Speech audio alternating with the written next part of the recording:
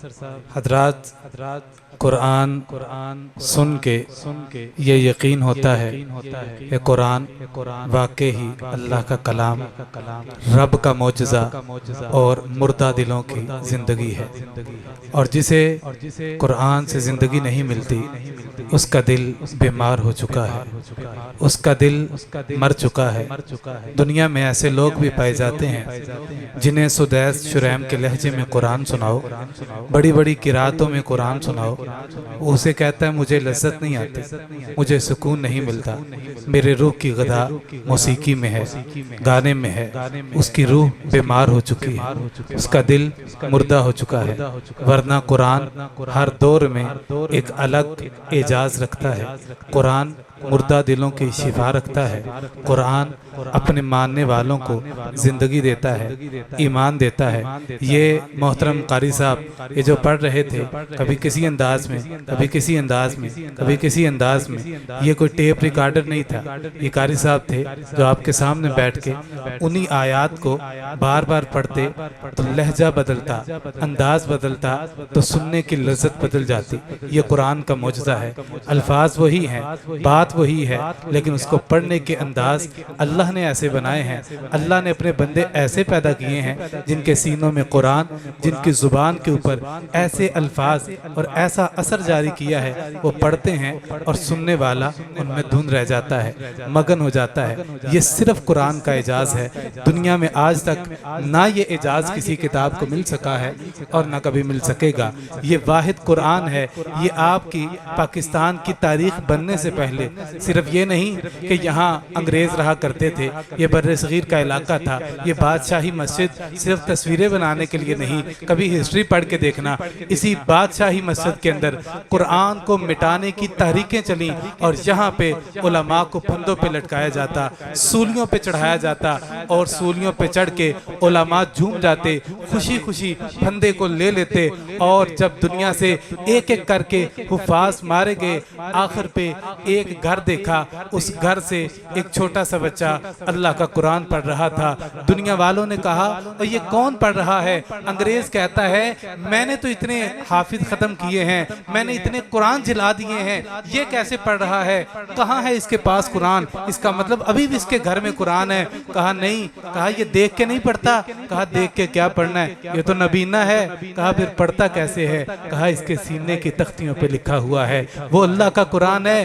अंग्रेज कहता है मैंने हाफिज तो खत्म, मैं कुरान खत्म कर सकता हूँ, मैं ये लिखे हुए पेज खत्म कर सकता हूँ, लेकिन जो इनके सीनों में कुरान है वो मैं मिटा नहीं सकता। ये कुरान अल्लाह का मौजज़ा है। कुरान दिलों की ज़िंदगी है, कुरान दिलों की हयात है। जो कौम कुरान से जुड़ जाती है, रब उसे सारी दुनिया पे इज्जतें देता है। आइए इस कुरान से जुड़िए। ये महफिल भी कुरान के नाम पे, इस महफिल का आगाज़ भी कुरान के नाम पे।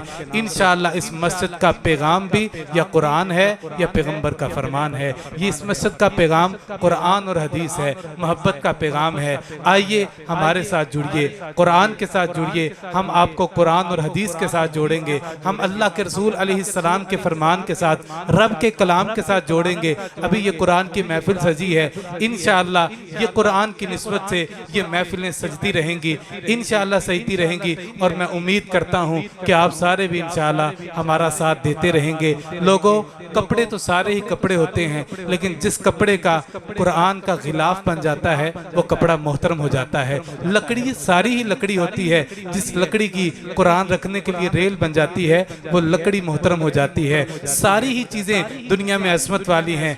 जो कुरान से जुड़ जाता है, जो जुड़ता जाता है, रब उसे इज्जतें देता जाता है। आइए कुरान से जुड़िए, कुरान और हदीस वालों से जुड़िए। इंशाअल्लाह इस मस्जिद से हमेशा आपको या रब के कुरान का पैगाम मिलेगा या नबी अलैहिस्सलाम के फरमान का पैगाम मिलेगा।